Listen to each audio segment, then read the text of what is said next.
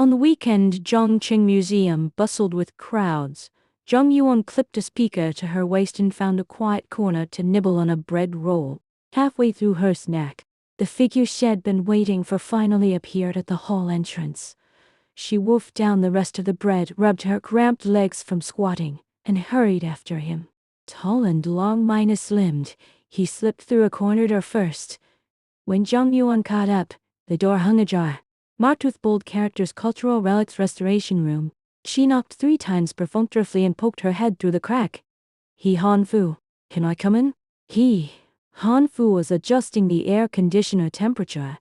Without turning around, a faint scoff drifted over. Zhang Yuan, since when have you been so polite? He CH. She stepped inside, dragged over a small stool out of habit, rested her chin on the table, and watched him arrange his tools. Batting her eyes, she asked softly, "Which piece are you restoring today?" Glancing at the bread crumbs lingering at the corner of her mouth, he smiled lightly. "Slacking off again today?" Before she could reply, a timer chimed. The disinfection cycle for the soaking tools had ended. Pulling on gloves, he fished out tweezers and utensils one by one, wiping them slowly with tissue paper. It was his unshakable routine. Han Fu suffered from severe mysophobia and could never bear using unsterilized tools. The first time she'd witnessed this, she'd stared in shock. "Your tweezers are shinier than my eyes." I wiped them again. He shot her a calm glance. "Your eyes are dull only because you're picky and never eat greens." Left speechless by his humorless retort, Zhang Yuan sulked and fell silent. "I'm not slacking on purpose. No chores ask for my guidance anyway." She stroked her thinning fringe mournfully. "I suppose this is the trouble of being too beautiful." Zhang Yuan worked part-time as a museum docent purely for the unrestricted staff pass. But new regulations force guides to self-promote to attract visitors, deeming it an unreasonable hassle. She'd given up trying, spending every day hiding in Hanfu's room for air conditioning and peace. She risked being chased out at any moment, yet it never mattered. Han Fu meant far more to her than money. She'd taken the part-time job solely to see him more easily. Online, she'd once read a bizarre description of him. Han Fu is a wild wolf cloaked in an artist's gentle skin. She'd scoffed at the cringe while lying.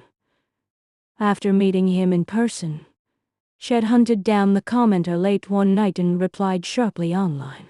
With dark eyes like night-kissed wind and slender lashes, Han Fu always looked refined and harmless in daily life. Only at work would his brows furrow sharply, tail tilting upward. Then lips pressed tight, exuding an irresistible cold, restrained charm.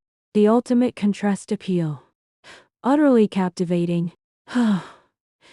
Ing wistfully, Zhang Yuan murmured Han Fu. "Just given unlike me." A month prior, Zhang Yuan first heard Hanfu's name at Hurt EV Station's project meeting. Having pulled an all-nighter on a proposal, she'd drifted off mid-briefing. Annoyed, her team leader raised his voice sharply. "Zhang Yuan, yeah, you'll handle Han Fu." The sharp tone jolted her awake. After the meeting, she learned the full story, tracing history. Their new upcoming program focused on traditional cultural professions, featuring one occupation every 2 episodes. Han Fu was their first intended guest. Every colleague who'd invited him had been flatly rejected, earning him the Traveler Team troublemaker. Punishing her for slacking, the leader dumped the task on her. Her friend Zhu Sheng patted her sympathetically, gave up and apologized to the boss. Stubborn as ever, Zhang Yuan dialed his number at once. The call connected within seconds, carrying a cool male voice. "Who's this?" His voice was undeniably pleasant. Clearing her throat, she began, "Hello, Mr. He. I'm from Zhangcheng, TVV." He cut her off mid-sentence. Tone groggy as if just woken. "I've declined your requests multiple times." Unfazed, she continued smoothly. "I understand you dislike public exposure. Our show prioritizes content over spotlight, so we can avoid close-up shots if you're insecure about your appearance." Proud of her thoughtfulness, she missed Zhu Sheng's look of pure pity. There was a quiet chuckle on the line. "But it's not just my face. My hands are rough and unsightly too. Close minus up work shots would only hurt my pride. The call ended. Zhang Yuan genuinely believed he was playing minus, looking and insecure, softening with sympathy. Pitying his reluctance, she hesitated to push. Then Su Sheng sent a file labeled He Han Fu profile. A sinking premonition washed over her, and her worldview crumbled instantly. HED skillfully misled her with subtle words and no direct lies. The next day, she cornered him at the museum gates. Indignant and puffed minus up. You clearly look perfectly fine. Why lie? Quick to connect her voice to the misleading call, He Han Fu defended himself calmly. I never claimed to be unattractive. Realizing he was right, she floundered, switching tactics. When will you sign our contract? Dodging the question, he checked his watch. I'm late for work. Stepping past her, he headed into the museum. She tried to follow, only to be stopped by a security guard asking for her ticket. Glancing up, she spotted the blue staff ID hanging on his chest. He glanced back, a faint, triumphant smile in his quiet eyes. Fuming, she sat silently. After passing her daily lingering figure for days, He Han Fu finally spoke up gently. Aren't you tired of waiting in the sun every day? Eyes widening, Zhang Yuan snapped her fingers. You should have said so sooner. Please, she had taken the hint. He patted her head lightly. Confusion lingered when she vanished for days, far too quick a surrender for her stubborn personality. Sure enough, she reappeared soon after, waving a new staff pass outside his office with a bright grin. Indoors is way cooler. The little troublemaker had moved in for good. For nearly a month, Zhang Yuan lingered by his side with zero progress, often left lost for words by his sharp retorts. At first, He greeted her intrusion with frigid irritation. The epitome of a cold, aloof and a male lead. Undeterred by his icy demeanor, thick minus-skinned Zhang Yuan let herself in without hesitation. Yet once immersed in restoration work, he tuned out the world, leaving her bored and listless. After a short holiday break, she tossed a wooden box onto his desk. Consider this air conditioning rent. Caught off guard, he reached for the box, only for her to snatch it back and open it proudly. I memorized every tool you use, not a single one missing. Inside lay a complete set of professional restoration tools. She had spotted them in a craft exhibition hall and thought instantly of him, buying them without hesitation. Nervous yet hopeful, she watched his reaction, only to meet his usual unreadable calm expression. Grumbling inwardly at his cold indifference, she labeled him an ungrateful brute. The next morning, his door stayed slightly ajar. His cold facade crumbled from that day on. Now, flooded with urgent messages from her leader, she turned to him with a pitiful, pleading gaze. He Han Fu, why must you exist to torment me? He shot her a lazy glance. Some people are born to learn when to give up. Desperate, she tried another angle. Stage lights are great for growth. I might even grow a few centimeters taller on camera. Before she finished, he stood, pulled her into a warm embrace, the faint scent of wood shavings wrapping around her. Her heart skipped a beat, cheeks flaring hot. His low voice brushed her ear. You only reach my chest. You're the one who needs to grow.